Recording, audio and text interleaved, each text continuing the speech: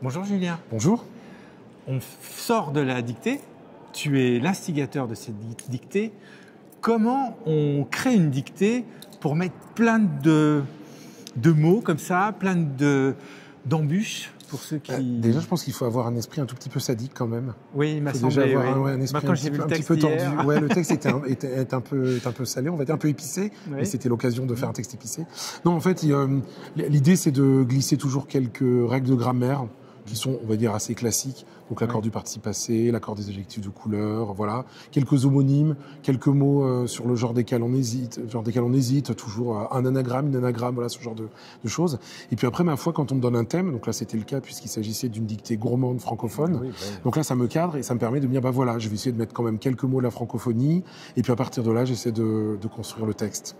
Comment on devient spécialiste du mot? Pourquoi on devient spécialiste du mot? Parce qu'on aime ça, en fait. J'allais dire un peu comme tout. Hein. Pourquoi on est footballeur? Parce qu'on aime ça. Et pourquoi on est spécialiste du mot? Parce que moi, j'aime les mots. J'aime me plonger dans les dictionnaires. On est sous une voûte de mots. Évidemment, là, je suis au paradis, moi.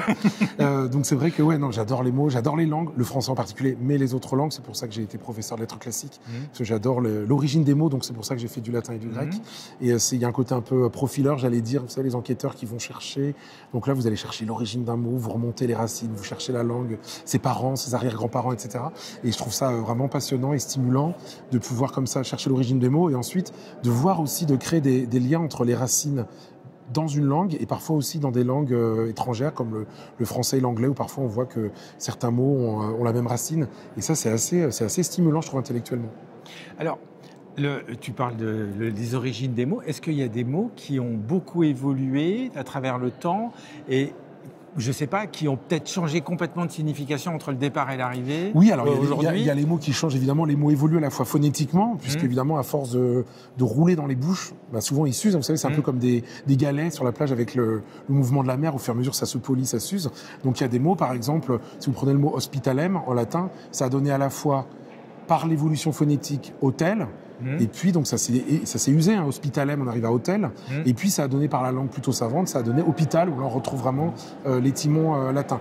Donc, il y a à la fois l'aspect phonétique, et puis après, il y a l'aspect sémantique, où effectivement, on voit que certains mots évoluent fortement. Si vous prenez, par exemple, le mot énervé, qui aujourd'hui veut dire excité, étymologiquement et même jusqu'au 17e, 18e, c'était presque le sens inverse, parce que c'est énervé, c'est ôter les nerfs.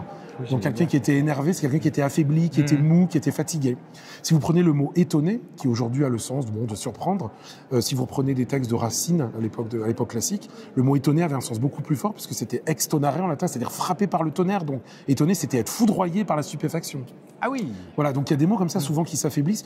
Le dernier mot un petit peu dans les mots des jeunes, souvent parfois il y a des affaiblissements. Si vous prenez le mot trop par exemple, qui normalement exprime l'excès, et maintenant quand on dit c'est trop bien, ça veut juste dire c'est très bien.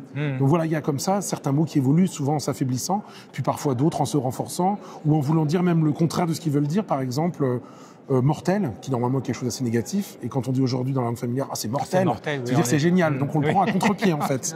Voilà, donc ça marche comme ça l'évolution de la langue, et c'est ça qui est assez passionnant de la voir aussi bouger, évoluer, changer. Et comment on peut donner l'envie aux jeunes d'aimer les mots? Alors déjà, il n'y a pas de règle évidemment. Essayer de donner le goût de la lecture, déjà. Alors, ça. C'est vrai, évidemment, voilà. Évidemment, le goût de la lecture, c'est essentiel.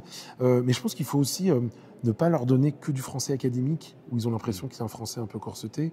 Il faut essayer en fait d'être à l'écoute de leur langue aussi. Donc ne pas l'apprendre avec condescendance ou avec mépris. Quand justement ils créent une nouvelle expression, un nouveau mot, leur dire que c'est leur expression, qu'ils ont le droit de l'employer, leur dire qu'on ne peut pas l'employer évidemment dans toutes les circonstances, puisque quand vous êtes dans un écrit officiel, vous ne pouvez pas parler de façon trop familière par exemple, mais qu'en fait leur langue, elle a droit de cité en fait dans la société, et que c'est aussi intéressant de voir évoluer la langue non seulement au prisme des écrivains, des journalistes, des auteurs, mais aussi au prisme de la jeunesse qui, en fait, fait vivre la langue.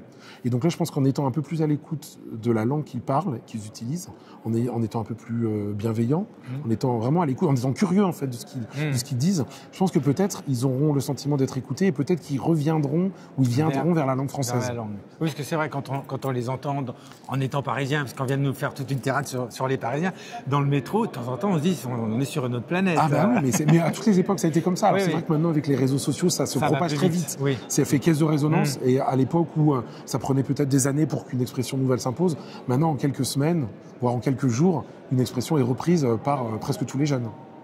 Merci pour cet rapide échange sur le mot et sur le voyage dans le mot.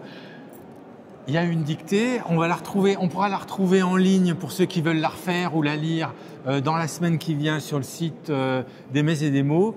Amusez-vous bien parce que c'est rigolo. Et puis alors, bon courage. Bon courage. Et venez à une dictée faite par Julien parce que c'est animé. Il y a de l'humour. Ouais, j'essaie de dédramatiser cet exercice qui est souvent vécu comme une corvée scolaire. Donc j'essaie de montrer qu'on peut décomplexer un peu ça et qu'on peut s'amuser et que même si on fait des fautes, c'est pas très grave. Si vous avez retenu une ou deux règles, un ou deux mots que vous ne connaissiez pas, ma foi, vous avez tout gagné.